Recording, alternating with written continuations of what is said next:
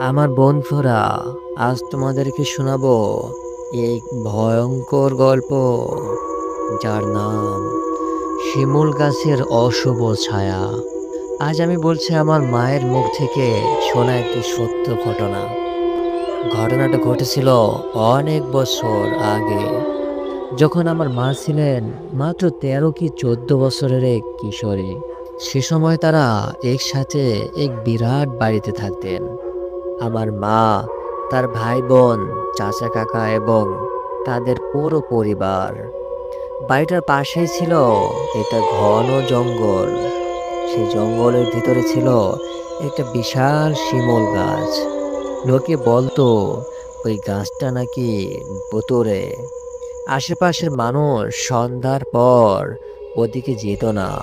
কিন্তু ভয়ঙ্কর বিষয়টা এখানেই শেষ নয়।